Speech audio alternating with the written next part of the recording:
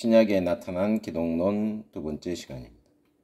요한복음에서 로고스라는 헬라어는 일반적인 의미로 여러 번 제시된다. 로고스는 그리스의 철학 용어로서 세상의 영혼, 즉 우주의 영혼에 대한 언급이다. 이것은 우주의 보편적 합리적 원리이며 창조적 동력이다. 한편으로 모든 만물은 그것으로부터 온다. 또 한편으로 사람들은 그것으로부터 지혜를 얻는다. 이러한 개념은 적어도 주전 6세기의 헬라 철학자 헤라크리투스 시대로 거슬러 올라간다. 그는 로고스가 항상 존재하며 모든 만물은 이 로고스로 말미암았다고 기록하였다. 따라서 요한은 이미 헬라 세계에서 널리 인식된 용어를 사용하였던 것이다. 로고스라는 호칭은 요한일서 1장 1절에도 유사한 의미로 제시된다. 특히 예수님은 생명의 말씀 로고스로 불린다. 이것은 요한복음 서문 요한복음 1장 4절 9절에서처럼 영생의 수요자로서의 역할을 강조한다. 요한계시록에는 로고스라는 단어가 한 번 언급되며 요한복음의 서문에서와 동일한 의미로 사용된다. 요한계시록 19장 13절에서 예수 그리스도는 하나님의 로고스, 말씀으로 불린다. 요한복음과 요한계시록에서 예수님께 적용된 호칭 가운데 하나는 어린 양이다. 이 호칭은 예수님이 세례 요한을 통해 세례를 받은 사건 및 공생의 시작과 연결되기 때문에 예수님의 사역과 관련하여 중요한 의미를 가진다. 요한복음에서 어린 양의 이미지는 구약성경 본문 두 곳과 연결된다. 하나는 이사야 53장 7절에 언급된 고난의 종이며 또 하나의 구약 성경적 암시는 유월절 어린 양이다. 요한복음에는 특히 예수님의 죽음과 관련하여 유월절의 상징이 분명히 제시된다. 요한계시록에서 예수님이 양으로 불리신 것은 모두 27번이다. 본문에 사용된 단어는 모두 아르니온이라는 헬라어이다. 1세기 당시의 다른 유대 묵시 문학에는 세상의 악을 멸하실 승리의 양에 대한 언급이 들어있다. 그러나 보다 중요한 것은 요한복음에서 하나님의 어린 양과 관련하여 이미 언급한 바 있는 구약 성경적 배경이다.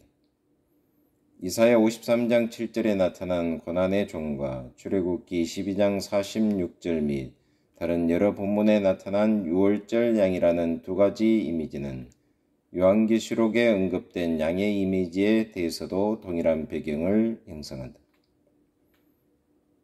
요한복음에서 예수님의 영광은 그의 죽으심과 부활, 승천 및 승귀하심 전체와 관련된다. 요한이 제시하는 예수님의 영광은 십자가에서의 죽음으로 끝나지 않는다.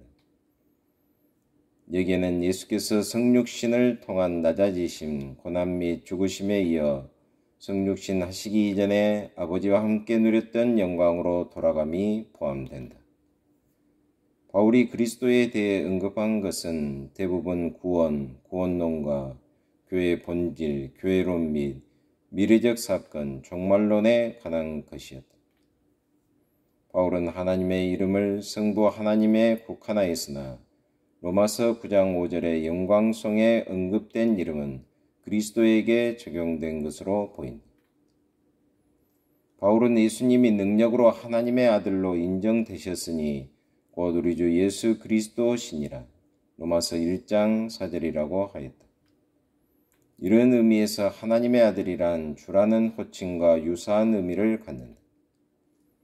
구약 성경에서 주는 하나님에 대한 일반적 호칭이다.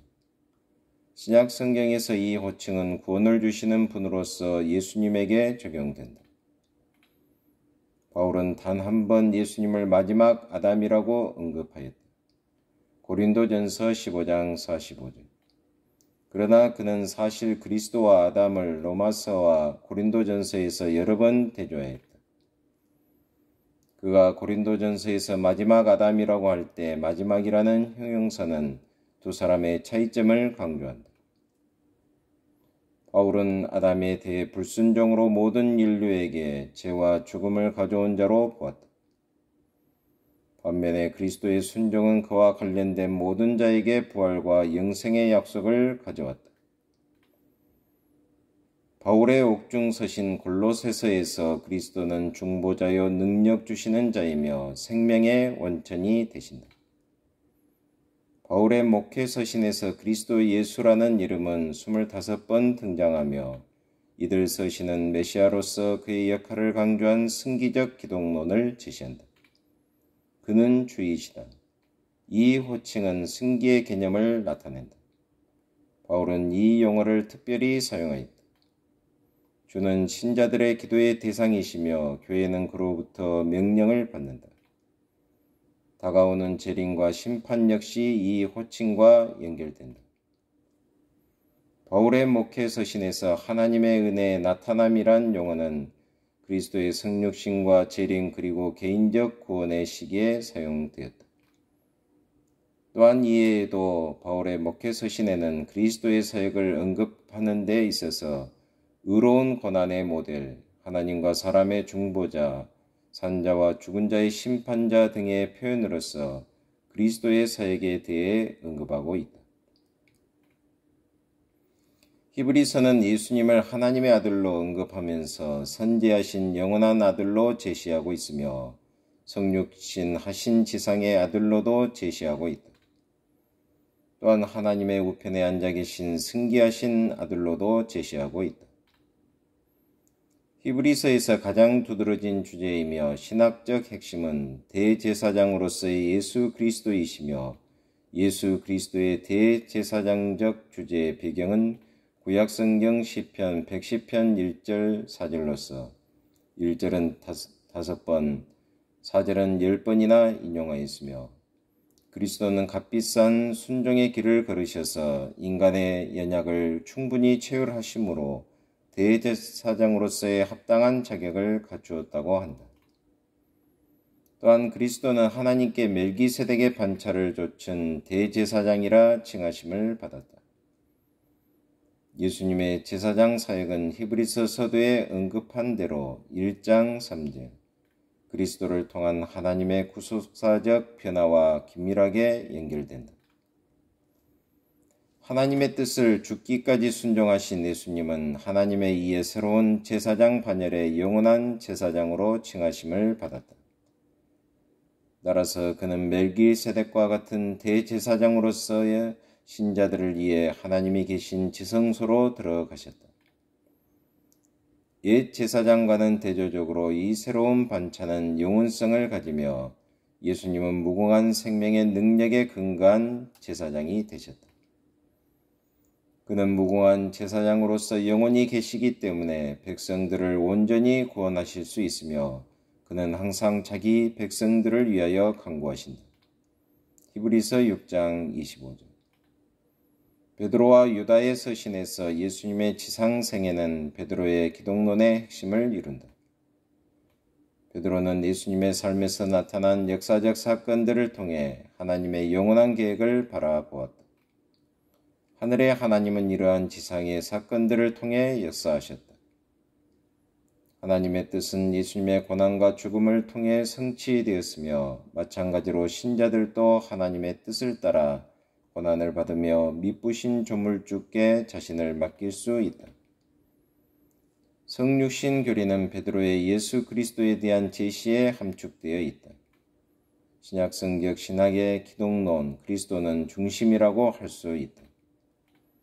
사복음서는 대부분 예수 그리스도의 지상사역에 초점을 맞추고 있으며 사도들의 서신들은 부활 승천하신 예수님이 하나님의 아들로서 십자가의 구속으로 말미암아 그리스도 안에서 그를 믿는 믿음의 백성들에게 장차 도래해야 할 하나님 나라의 실현을 약속하고 있다.